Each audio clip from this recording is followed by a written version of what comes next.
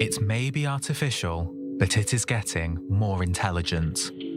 The rise of artificial intelligence, or AI, has been featured in science fiction movies for years as a sign of a dystopian future.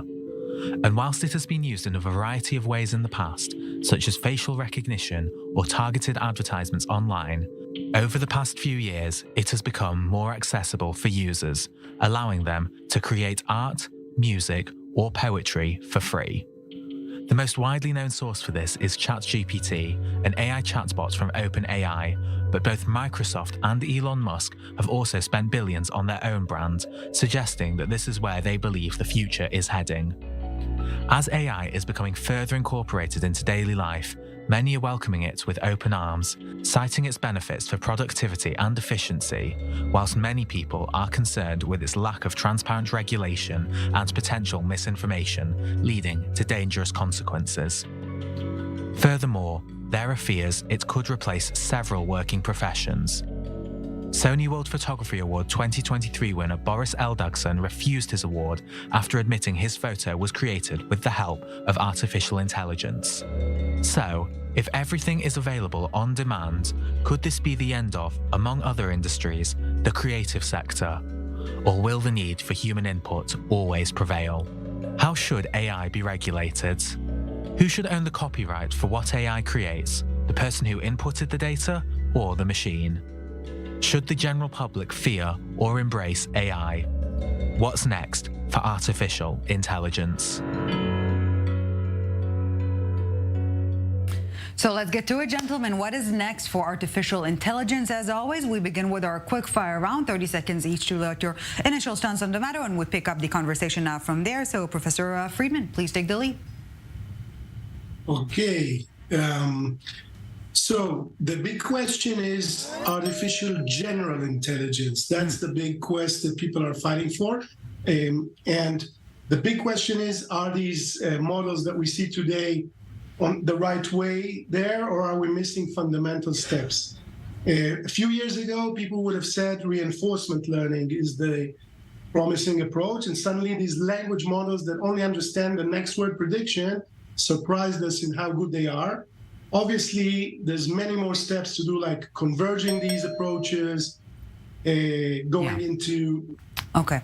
Yeah, we will make a quick stop right here, Professor Friedman, and I'll, of course, elaborate in a second. Mr. Globerman, your thoughts?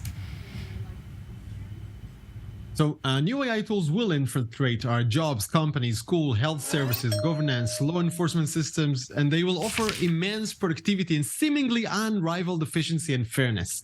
But people will start losing grasp on their jobs. They will understand less why they were laid off. Why is this the right medical treatment or proper taxation? Even why were they arrested by the police? This is happening today, by the way. So imagine the public unrest. And those are by far the lighter of possible catastrophes. Some people do predict that this will be the end of human race. Oh my God. Okay, last but not least, Uri Berkovitz, your thoughts? The biggest problem might be mistrust that is caused by the endless ability of endless amount of people to create what they want, to say what they want, and still sound reliable. I maybe can compare it to the change between the era of gunpowder to the era of nuclear power. The nuclear power has much more capabilities. It's much more strong than a huge gunpowder bomb, but it also much more frightening and remind us that we must restrain these powers. Okay, gentlemen, on that note, let's please feel free to interact. Mr. Globerman, I do want to begin from the point you just made. Let's cut to the chase. Are robots going to take our jobs? No jobs left? Well, we've just seen an estimation that AI will be able to take the role of 300 million employees in the foreseeable future, in the coming years. And we definitely see those technologies infiltrate and change immensely many professions right now, such as code writing, such as health services. This is happening now. Design, marketing, lawyers, content producers, many more every occupation that has to do anything with data, which is more or less anyone, is at risk or danger or potential of great and promising change.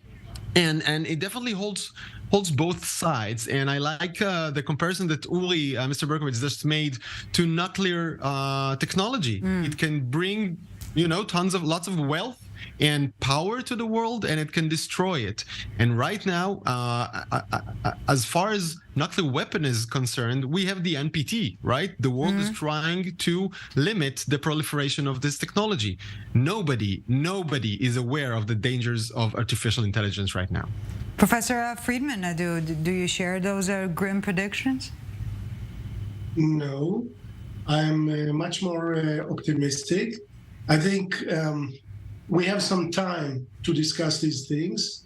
We are quite far from this artificial general intelligence. Now, we already have technologies that are impacting our lives today, but you have to not confuse like technologies like social media, which are maybe not intelligent enough and are very dangerous. Okay, so we have to be careful not to confuse AI with technology in danger and about the way we use technology. Now, am I scared? Look, we are in the Middle East. I'm not sure it's like on the 10 top list of things to be scared of. Is it exciting? Yes. Should we pay attention? Yes. Should we think about how is it going to impact not only the job market, lots of other factors? Yes, definitely yes. Don't want to make this a boring argument, but I agree. It's a serious time to discuss these things. Should we be scared? Absolutely not. But Professor Friedman, you mentioned, you said we have time, but do we really, Uri Berkovitz? We've seen what happened with social media and regulation. Social media far ahead, regulation still fails to catch up. Is AI research moving too fast, and/or is regulation moving too slow? It has always been like that, and the reason I chose to compare it with nukes is that once nukes were introduced, it was clear, actually not the nukes themselves, but the destruction of Hiroshima and Nagasaki, it was clear to anyone that this kind of technology should be only in the hands of few. It has to be very fast and very tightly regulated. And see, until now, and although all the warnings, no, not even one bomb was detonated, not even a dirty bomb. So we are talking about this kind of scale. And by the way, if we live in about Professor Friedman's remark about the Middle East, about not the first 10 things to worry about, I've actually just a week ago published an article when I interviewed a lieutenant colonel in the Israeli army, and I asked him specifically about this issue. Well, the army is not happy about it. But we have to live with the fact that terrorists and other people around the world will have the capabilities that so far were only in the hands of states. It's but the bright side of it is that this is life. They are advancing, we are advancing, and the challenge is to be always on top. Well, I do want to circle back, Mr. Globerman, to one point you've made earlier in our discussion. When it comes to education or the role of humans in human lives, will it change the way we learn? Or you know what, I'll go as far as to ask, will it nullify knowledge? It definitely changes dramatically the dynamics in which knowledge transfers, and I think all of your viewers can maybe roll back in their imagination to the world that preceded computers or internet. And can you explain someone the huge revolution that those technologies made to knowledge? Well, it's hard even now to explain the immense change. Artificial intelligence brings the same amplitude of change, maybe even larger, to our world, the way things move and and change and knowledge shifts business models and our own self-esteem and role in life, and the way companies work, the way governing works, everything is about to change. And I'm in no position to compete with Professor Friedman, who is a very acclaimed scientist, about where science is now. But the point I want to make is how slowly do regulatory systems and judiciary change and adapt to that. And the point you made, Ellie, about social media is very precise. We've had this technology of social media for almost 20 years now. Yeah. And we still don't know how to deal with it, while we definitely see how it changes in the most profound way our economics and our democracies all around the world.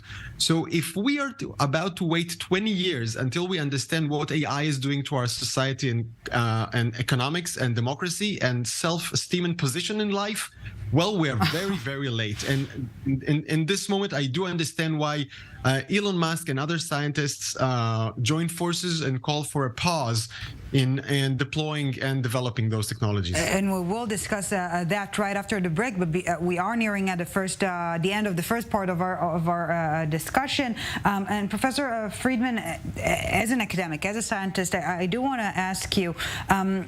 Is it essential or is it too dangerous? Is it a slippery slope, so to speak, to put restrictions on scientific advancement? And I'm asking you that as a supporter or an optimistic when it comes to AI.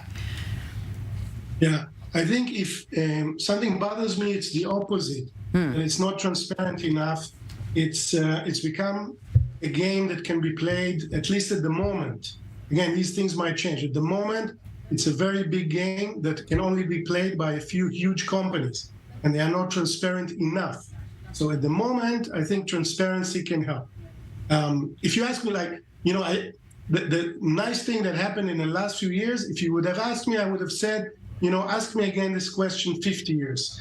And now I'm saying, okay, 10 years from now, we should rediscuss these questions seriously. This is about AI becoming too intelligent for us. Now, all the other things I'm hearing from my esteemed colleagues, I think I would have to disappoint you and agree, but this is in general about our interdependence and co-evolution with technology. It's not necessarily new about AI. Okay. I hope this is... Yeah. Uri Berkovitz, in the short time we have left, I must ask, I am no artist, but is AI the end of artist, or is it just a new form of art? Has video killed the radio star? Fair enough. And on that note, I don't think we can have a better ending to the first part of our conversation. We will be taking a short break now, but when we get back, yes, we talk about who holds the control over AI. Maybe this is the most fundamental question here. So, Mr. Dror Globerman, Mr. Uri Berkovitz, and Professor Doron Friedman, you're staying with us a few minutes, and we're back with our summit. Welcome back to the summit. Still with us, Professor Doron Friedman, Dror Globerman, and Uri Berkovitz. Thank you, gentlemen, very much for staying with us. We're also staying on topic, but before we get back to our conversation, barring the long-standing question from the debate over gun control, is it guns who kill people, or people who kill people? Let's take a listen to part of an Elon Musk interview with Tucker Carlson on his Fox News show this week, and pick it up from there. I'm going to start something which you call truth GBT, or a maximum truth-seeking AI that tries to understand the nature of the universe. And I think this might be the best path to safety, in the sense that an AI that cares about understanding the universe it is unlikely to annihilate humans, because we are an interesting part of the universe. AI is perhaps more dangerous than, say, mismanaged aircraft design or production maintenance, or bad car production, in the sense that it has the potential, however small one may regard that probability, but it is non-trivial. It has the potential of civilizational destruction. So let's get to it, gentlemen. Simply put, is AI in the wrong hands? Another quick fire round, 30 seconds each, and now we will take it from there. Dror Globerman, please take the lead. So there was another interview this week with CBS's 60 Minutes in which Google CEO Sundar Pichai said that society isn't prepared for the rapid advancement of AI. The dangers, he said, keep me up at night. Oh, wow. It can be very harmful if deployed wrongly, he said, referring to the concerns we've just raised, its impact on jobs, information, bias, fake news, inexplainability, and others. And he said that laws that guardrail AI advancement are not for a company to decide alone. And so said the CEO of Google. Uri Berkovitz, your thoughts? Thank you, Globerman, because it's. I wanted to say it on the first part, and I was looking for the right connection, the right connection to do. The thing is that eventually we will not. People will not have it in their hand. It's like first phase of new technology that everybody is enthusiastic and we get addicted to it, but eventually it being used by the countries and by companies and individuals will have less power. Last but not least, Professor Doron Friedman, your take? Okay, 2 points. Let's see. First, it's important to know, I think AI is fascinating. Progress is huge. Nevertheless, we should also be careful that some people who are promoting this agenda are maybe trying to overhype it. I'm not sure that all this discussion about the danger of the AI and pose-AI is not at least partially fed by as a marketing stunt. That's one thing. Yeah. Add something? Please.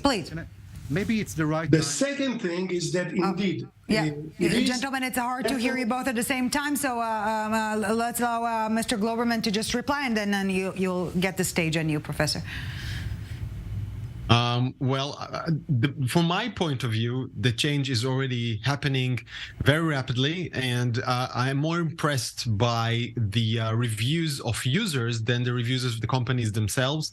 And users are stunned all over around many industries by the potential of those tools and completely disregard the dangers.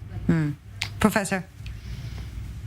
Yeah. So here I do agree that there's a lot of power. Okay, there's a lot of power in search engines. There's a lot of power in social media.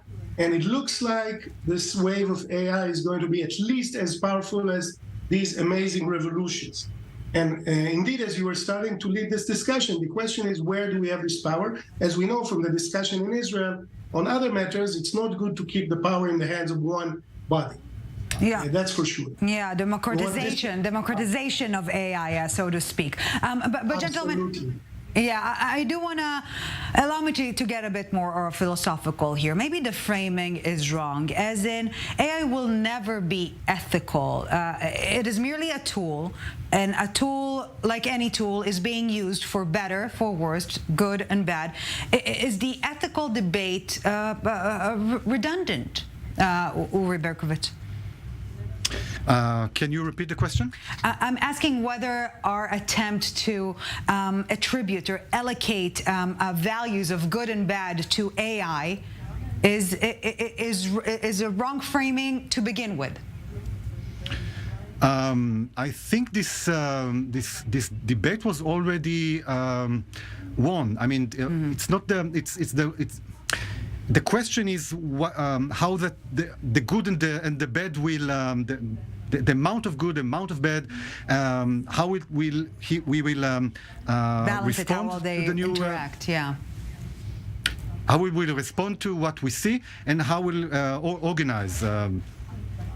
So in this respect, Dror Globerman, deep fake is making a lot of headlines here. But if society is already, or Western society at least, is already in a post-truth era to an extent, does it really matter whether the false is human-made or machine-made? What do you mean? Are you giving up this fight on truth? No, I'm merely asking questions here. No, I'm sure you don't, and we really care deeply about making people more aware and more knowledgeable about the way they consume their data and the sources that they give trust to.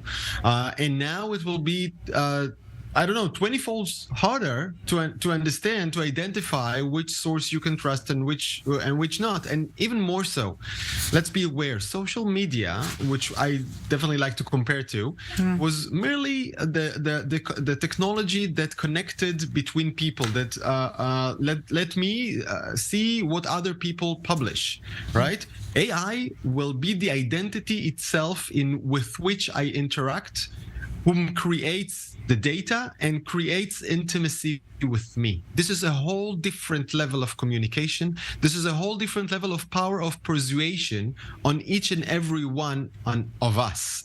And just imagine the potential of holding the power to persuade people in such an intimate way and pushing data or feeling or opinions through their brains in a way that they cannot resist or comprehend. This is where we're going at. By the way, this is not too far away from social media. You know why? Because my imagination is limited to what I know. This will be way far off. Professor Friedman, so is the debate useless? Has the AI train, left the station? No. That wasn't my intention. I think there are risks, there are serious risks, and it's urgent to debate the impacts of technology in general, social media with and without AI, the debate. I think it's not so much about good and evil, but I really like the debate about power, okay, and transparency. The people should be educated and know the way they're being manipulated today and will be manipulated in the future. We should be educating the public as we can. So we can't go back. We're constantly being manipulated. The methods differ or change, but manipulation remains. So as we're nearing the end of our discussion, Uri Berkovitz, should we yearn for the yesterday or long for the tomorrow? We are dealing with American songs now. Anyway, one point that I wanted to raise is that we have to remember that AI gives us tools that makes things that used to be thought as intellectual work. And that they will make this kind of intellectual work more like a commodity, and will leave much more space for people to express what they really feel, what they really want, and what they really imagine. And I think this is the best time maybe for the silent majority. In social media, we used to say that 1% produce content, 9% comment, and 90% are just reading. Now the AI gives a lot of opportunities to the 90% to express themselves professionally or artistically in a way wasn't possible until now. Yes, that appears to be the zeitgeist, no matter what angle you're looking at it. Uri Berkovitz, Professor Doron Friedman, and Globerman, thank you very much, gentlemen. It's been fascinating speaking to you. We really do appreciate your time and insight.